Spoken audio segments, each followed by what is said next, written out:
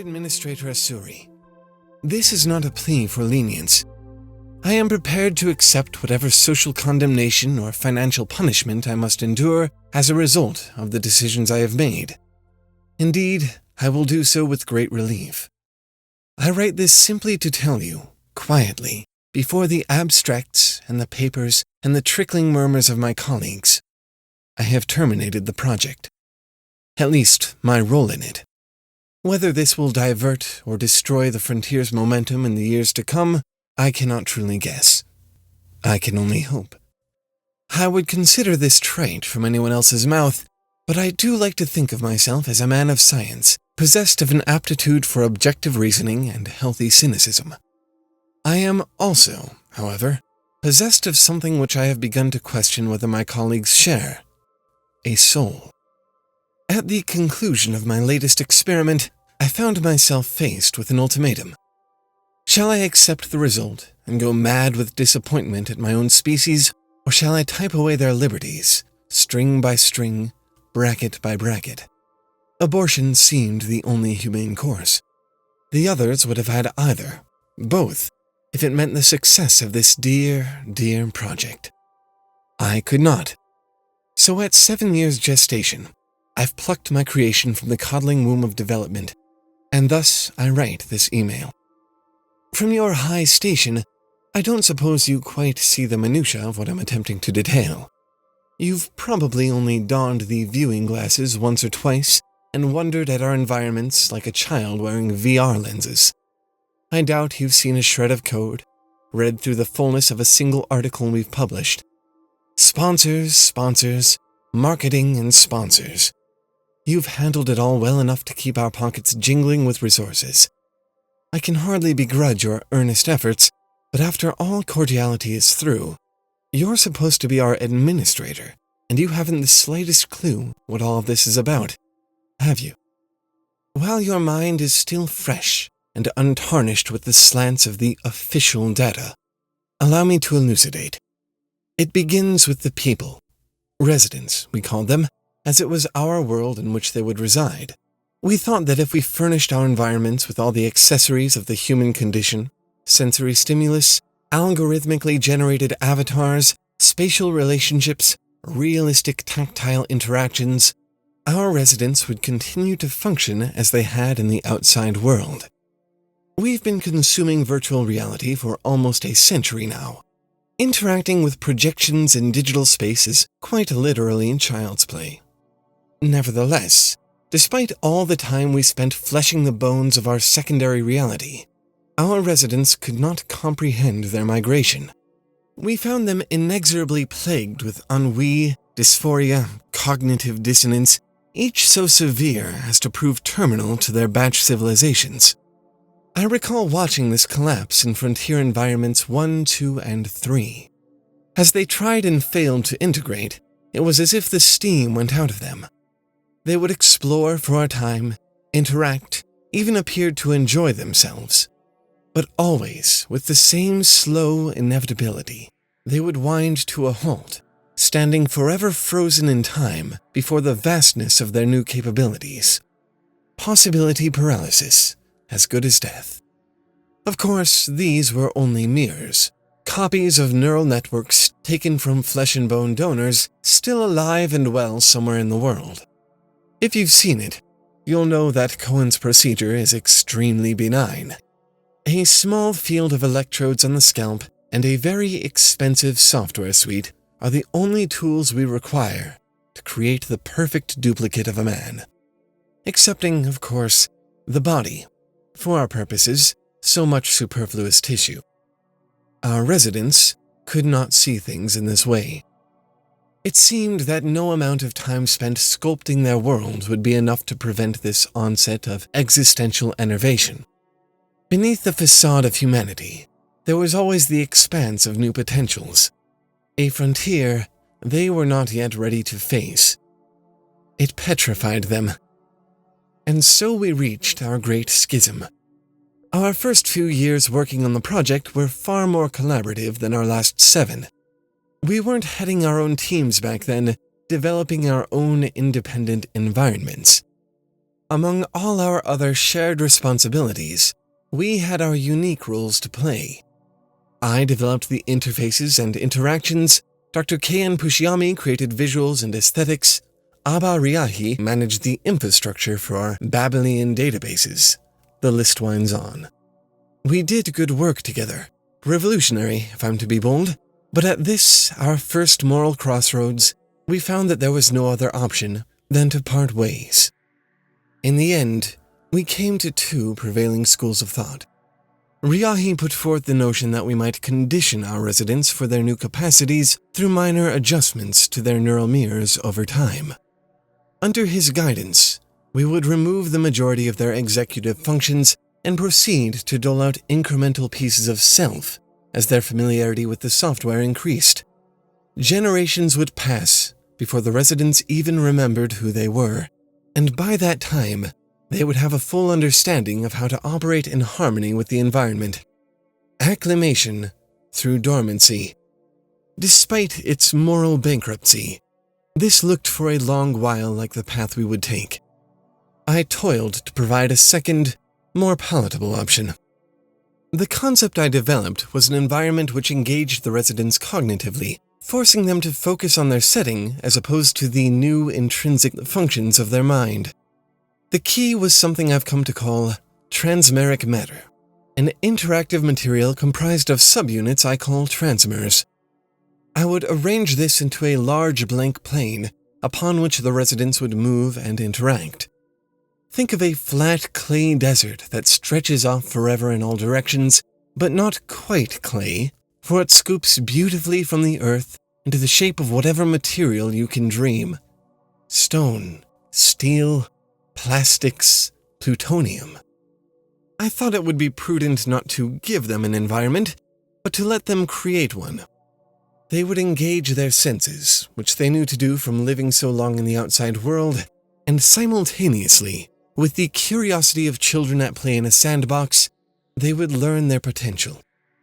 With the application of your endless resources, the staff was able to split into two teams, headed respectively by myself and Ryahi. To my elation and his chagrin, we began to see the results of my model immediately. Though his held much promise, mine proved effective even from our initial trial. So it was that I poured 7 years into my most profound failure.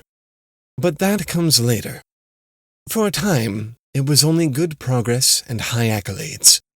With every iteration of my new environment, I felt I was acting in service to my fellow man.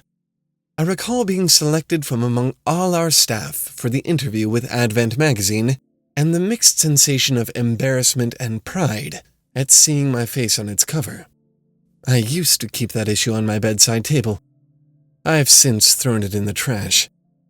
For 7 years we worked, untying knots, watching civilizations of mirrored neural networks rise and fall and fast forward. Over and over, iteration after iteration. The promise, the results, but never the eternal equilibrium we wanted. Before us, we found almost a decade's worth of unforeseeable flaws. We discovered during this time that resident avatars should, in fact, be permitted to occupy the same precise space as one another, and that they do indeed need the semblance of hands in order to comprehend the act of transmutation, or, if you prefer, sculpting. You might anticipate a long period of frustration here. We were, after all, extremely close to our perfect vision, delayed only by an obstacle course of thumbtacks and slivers. But my morale never wavered. How could it, when each minute adjustment seemed a bound through time itself toward the impending future? In this illusion of progress, I reveled. I believe it was a Thursday morning when this all came to an end. The struggle and my joyous preoccupation both. We completed Frontier Environment 13 the evening prior, and having begun a simulation, residents moving along at a modest 119,000 times speed, we all left for some good rest. This had become something of a ritual. When we finished work on a new environment, we would run a trial that amounted to 250 years of development overnight, then view the playback the morning after. Leaving work early on these nights was both a reward and a much-needed buffer for the imminent disappointment we knew that we'd face in the morning. With a grand flourish, Environment 13 broke this pattern. Returning to the lab, we put on the viewing glasses to see what leaps our residents had made over their 250-year incubation period. I expected typical results: the gradual climb up a gradient of increasing cognitive complexity, terminating at last in a sheer plateau, usually having to do with a failure to grasp the development of emergent social structures. I was at first greeted by darkness. I wondered for a moment whether they'd somehow managed to destroy the environment in its entirety, but quickly realized that I'd simply selected a spawn point that placed my perspective inside the walls of a structure. Intriguing, as I'd expected my location to be sufficiently far from the spawn point of the residents to afford myself a vantage over the entirety of their creation. I jumped to a new spawn point, this time outside the boundaries of the environment. From here, I could see all of it. The gray plain we had slaved over, the pockmarks of experimental nature and settlement, the tilled residue of first creation where our residence had begun, and looming high above it all, a single gigantic monolith. It blotted out most of the environment with its great cylindrical girth, towering, threatening to protrude beyond the ceiling of our boundaries. Beneath, the world was quiet. There were no residents busy with their sculpting and their explorations.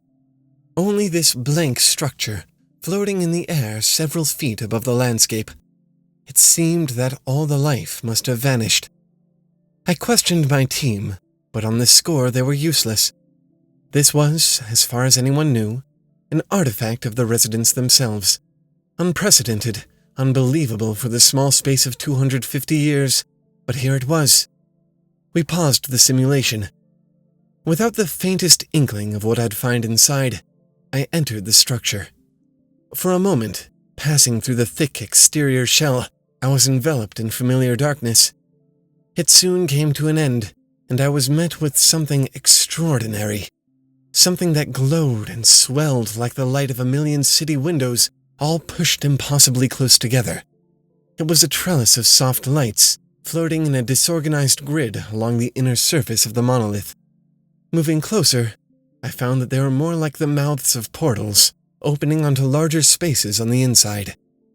Administrator Asuri, unless you've felt the joy of creation for yourself, I cannot hope to convey the feelings this stirred in me. To be the creator of such a profound source of ingenuity and, indeed, creation. Truly, there is nothing of equal in this life. An artist may paint a masterpiece, but does that work then go on to paint a second, a third, an infinity of magnum opus? I felt, for this fleeting moment, that I would be the progenitor of some marvelous thing, father of the new world, my first and final taste of glory. A shame it is so bittered in my mouth. Hungry for more of this, the wonder I had enabled to blossom, I ventured deeper into the monolith. The hyperbolic living spaces only made up the thin outermost ring, surrounding a column of light at the center. From the outside, this column had the appearance of many faint vertical lines. The inside was no more distinguishable, if far more stimulating. Miasmic clouds of glowing color, blurred trails leaking out behind them in a circular arc so long they almost looked to be straight. I left this center locus and, scarcely breathing behind my viewing glasses, put the simulation back into motion. Real time now, no need for the years to go speeding by. In an instant, the world was seething with activity. Residents drifted to and fro across the tiny rift between portals and locus, passing through one another like a procession of phantoms. It was beautiful to behold, but also troubling. With so much power at their fingertips, unless they were still social creatures, why would they choose to live in such tight proximity to one another? Why did there seem to be so little communication in such a vastly populous area? Perhaps, I thought, the answer would lie within. Set to motion, the locus spun like a zoetrope. The white lines were a gauzy sheet, flashes of color blinking between them. I had to slow the simulation significantly to understand what I was seeing, to grasp the nature of this monumental thing which had come to occupy the majority of our frontier. I suppose I could describe it as a sort of carousel, divided into many tens of millions of sliver-thin wedges, again, larger on the inside than the outside. As I wandered through these subsections, attempting to understand the purpose of it all, I struggled to find any uniformity. It only appeared to be a showcase of rather random exhibitions, a stage for all the residents to share the many things they'd created. As to be expected, with so many minds and voices on display, very little of what we encountered was quite revolutionary. In fact, the majority of it was rather the opposite. These were not shining examples of ingenuity, but of nostalgia. The residents were making a show of all the things they had once known. There were menageries of common house pets, each exhibiting abnormal but otherwise unremarkable behaviors. There were prophets, heralding the advent of new sciences and technologies which were both irrelevant to the world they had built and highly improbable for the world outside. There were large instructional seminars on subjects which should have played no role in their new lives, recipes for foods they would never eat, crafts they had no reason to imitate, efficient approaches to simple tasks they no longer needed to perform. There were facades of physical skill, opinionated ramblings delivered as if they were holy sermons, falsified news shows about the state of the old world as if they still lived in it. The residents gathered by the thousand to consume these trifles, fawning most of all over the spectacle of the synthetic kittens in their menageries. Even stranger, the way they engaged with these pockets of the carousel. They focused more energy on making their perspectives known to the grand audience of distracted onlookers than on interacting with one another. For this, I observed 3 modes of expression: graffiti, gesticulation, and, most reasonably, language. They enjoyed shouting their thoughts aloud in an unintelligible chorus of opinions and aiming their extended thumbs at the ceiling in approval. On the carousel walls, they left their invaluable feelings scrawled forever in the shape of rudimentary symbols or facial expressions. Heckling had become something of an art, or at the very least a rampant obsession among the younger residents, who seemed to yearn for the attention of the exhibitioners. And most peculiarly, plagiarism was perhaps the favorite activity of all those involved. I have it recorded here that, in total, we observed 3 original performances, which were themselves of the same recycled outer world stock as the rest. My team was instantly impressed. Already I could hear the excited murmurs from beyond my viewing glasses. They were ready to count this the success we'd been chasing for so many years, but I ordered that we continue to scour the carousel. Buried beneath the titillation and homage, the ego-stroking and banal occupation of time, I knew there had to be something of value. How could a civilization come so far without producing deviance, original thought? We spent the rest of the day searching. By that night, we'd produced a hefty catalog of wonders. Millions more residents, for example, cooing at synthetic kittens. Plagiarism, heckling, graffiti, soapboxing, wheeling and wheeling around the carousel forever. Rather worse for wear, I backed away from this intimate level of the simulation and began to search its timeline instead. Perhaps, I thought, there was some developmental imperative for this phase of their civilization that I had failed to recognize. It could have been a stepping stone of some kind, the brink of something new and worthy. I watched them over the span of their first 10 years. These were nothing extraordinary. Experimentation, learning, the beginnings of creation. Had seen it countless times before. However, the threshold of a decade was never surmounted without some kind of collapse. As you know, this was not the case for Environment 13. 2 years after the typical time of termination, these residents were beginning to uncover properties of my transmeric matter that I had never considered. Transmuting it into negative space, for example, creating small pocket environments that occupied no additional space within the super-environment. Before the end of 3 years, they had effectively eliminated the constraints of spatial relationships, although they still required a sense of relative location and treasured mechanical interaction. At the end of 5 years, they had discovered a means to create transmers of their own. Organically, they were beginning to unlock their potential. The fruits of my years-long effort all yielded thanks to my willingness to supply them with liberty after liberty. Freedom was always the key to their growth. They only needed the tools to see it. It wasn't until year 20 that I began to understand their descent into idiocy. The change came with the lethargy of progress. Having soundly abolished their only obstacles, the want of space and material, their focus shifted from creation to recreation. Watching the playback of the timeline and fast forward, I saw the homages erupt and spread like a disease. In their dress, their construction, their behavior, at length their entire preoccupation, they were mimicking the world outside simply because they lacked the imagination to do otherwise. Their obsession grew, and with it the carousel at the center of everything, encapsulating it all. It was their mecca, the center around which their lives came to revolve, their great innovation and the death of their progress.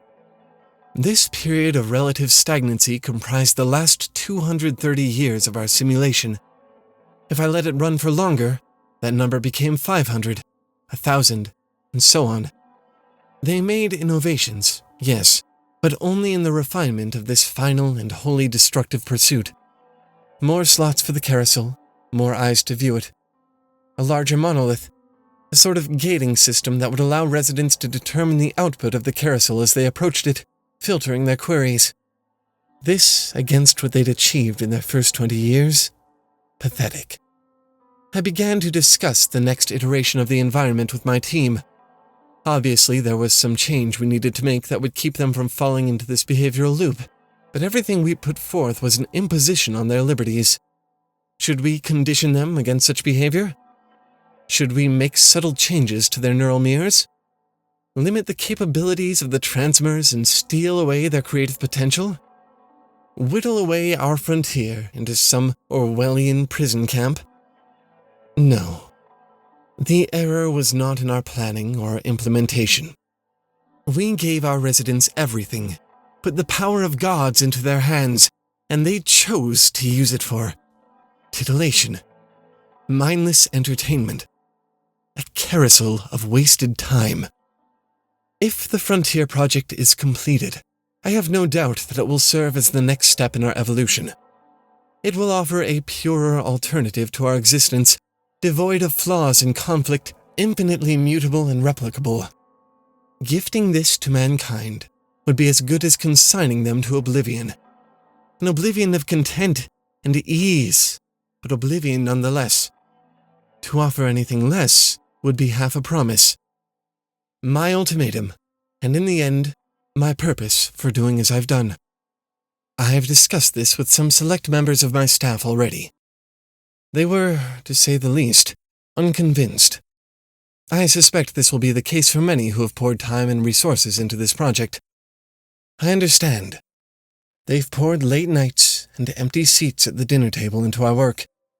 They feel they deserve something for the devotion, and I can hardly blame them. This has been their lives, my life, for so long now. But passion blinds the best of us. Perhaps they're content to damn us all to the future of spiraling inanity Frontier 13 foretells. I am not. My pride is not so important to me. Thus, Administrator, I terminate the experiment and hereby expunge from this project each contribution to which I can reasonably be accredited. You will find a lab full of freshly cleaned computers and observational apparatus in the morning. There are others who have aided in the development of my transmeric matter and the infrastructure of the environments I developed, but much of the information they know will be compartmentalized and spread to the winds by the comings and goings of staff.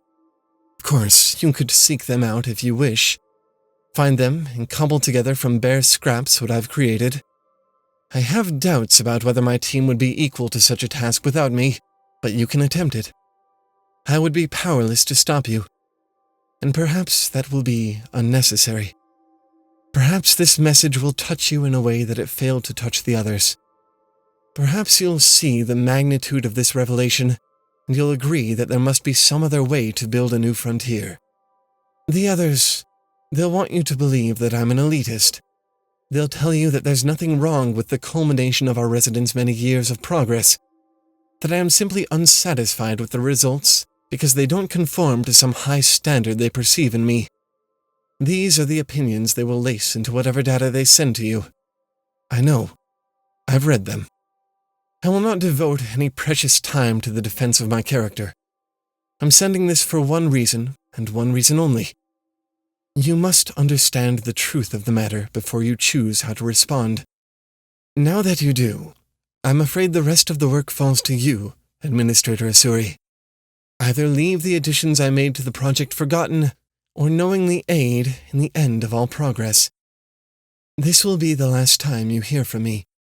The frontier has been a most splendid way to waste a decade, but now it's time I drop the curtain and dim the lights. I wish you luck and clear discernment in deciding upon your next act. Make it a worthy spectacle, will you? All the best. Dr. Vikram Joshi.